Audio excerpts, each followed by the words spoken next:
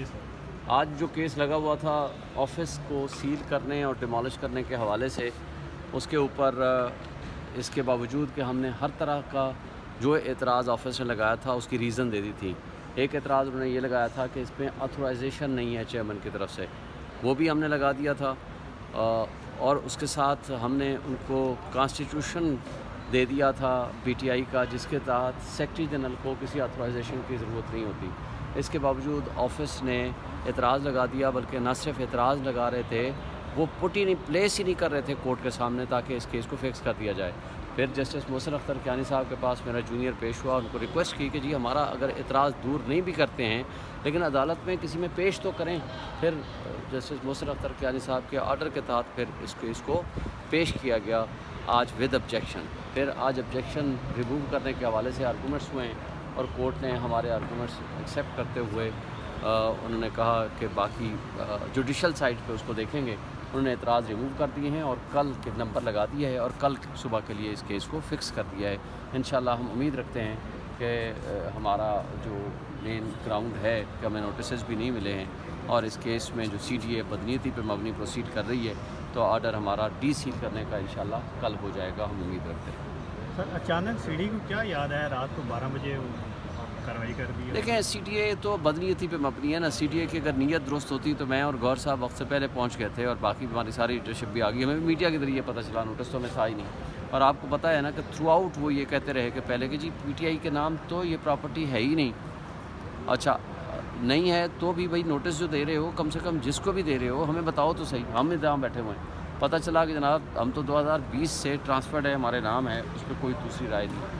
پھر کہتے ہیں جی ہم نے نوٹس بھیجا تھا کوئی سرتاج نامی بندے کو اور ایڈریس بھی اس کا مختلف ہے، تو وہ ہمیں کبھی بھی نہیں ملا. ظاہر ہے ہمیں مل بھی نہیں سکتا تھا، سرتاج تو ہم نہیں ہیں، ہم تو پی ٹی آئی ہیں. اور اس کے ساتھ جو رات کو جس انداز سے وہ پہنچے ان کی بدنیتی نظر آ رہی ہے، چونکہ آپ کو پتہ ہے کہ سب سے زیادہ لوگ آتے ہیں. وہ ایک سب سے بڑی پولیٹیکل پارٹی کا دفتر ہے اور پارٹی کے لوگوں کو جس طرح اٹھایا گیا، مارا گیا، تشدد کیا گیا، لوگوں کو جیلوں میں ڈالا گیا اور ابھی تک ہمارے لوگ اندر ہیں اور کئی لوگ اغوا ہوئے. تو اور پھر D G I S P R کی اسٹیٹمنٹ کا جواب رؤف حسن صاحب نے وہیں پریس کانفرنس کر کے دیا تھا. تو ظاہر طاقتور لوگوں کو تکلیف تھی. اور سی ڈی اے یا موجودہ حکومت، سی ڈی اے کس کے انڈر میں ہے؟ منسٹری آف انٹیریئر کے. منسٹر فار انٹیریئر کون ہے؟ محسن نقوی ہے. محسن نقوی کون ہے؟ وہ وائس رائے ہے. وائس رائے کس کا ہے؟ وہ بادشاہ کا ہے. اور بادشاہ کہاں کا ہے؟ وہ جنگل کا بادشاہ ہے، کیونکہ پاکستان کو تو جنگل کا قانون بنا دیا ہے انہوں نے. تو یہ سارا سلسلہ اوپر سے لے کر نیچے تک آ رہا ہے. اب کارندے یا پیادے جو ہوتے ہیں ان کے پاس اتنی اتھارٹی نہیں ہوتی کہ وہ وائس رائے کو انکار کر سکیں.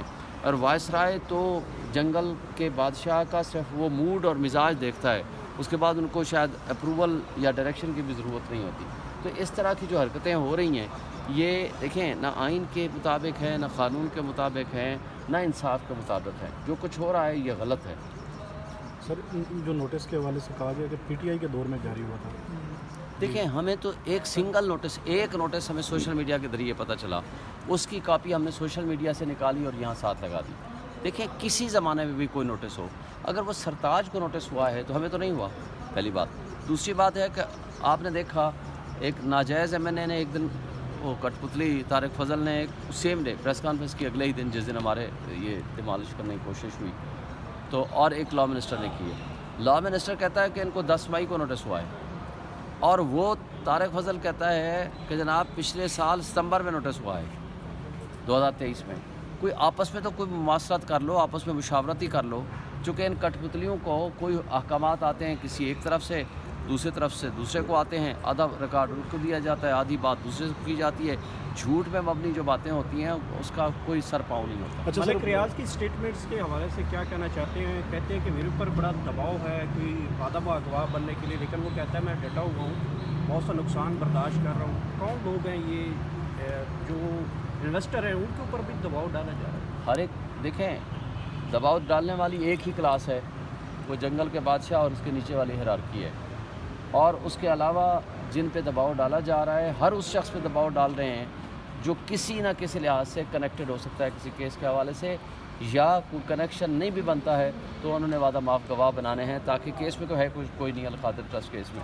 اب چونکہ باقی جو سائفر کا ڈرامہ رچایا گیا وہ آپ نے دیکھ لیا، خود آ کے مان گئے ان کا پراسیکیوٹر، پورے 2 سال جو بکواس چلتی رہی وہ آپ کے سامنے ہے. پراسیکیوٹر آ کے کہتا ہے ہاں جی اس میں یہ لکھا ہوا ہے کہ جناب اگر عمران خان کو نہ ہٹایا تو نتائج بھگتنے کے لیے تیار ہو جاؤ. تو پھر اور بچتا کیا ہے؟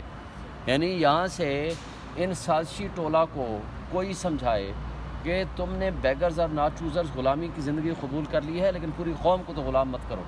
جب باقی تمام کیسز سے کچھ بھی نہیں بچا اور القادر ٹرسٹ کیس میں بھی کچھ باقی نہیں رہا تو اب یہ ڈھونڈ رہے ہیں کہ کوئی نہ کوئی وعدہ معاف گواہ بنا دیا جائے. اب آپ نے دیکھا زلفی بخاری کے اوپر پریشر ہے, ان کی فیملی کے اوپر, شہزاد اکبر کی فیملی کے اوپر پریشر ہے, یا ملک ریاض کے اوپر پریشر ہے. اور ملک ریاض جیسا بندہ بھی اگر آج کھڑا ہو گیا ہے تو آپ یہ سمجھیں کہ اب آپ بس کر لو, اب آپ نے جتنے ظلم کر لیے ہیں اب اس کی ریورسل کا ٹائم ہے. اچھا سر, یہ زرداری نے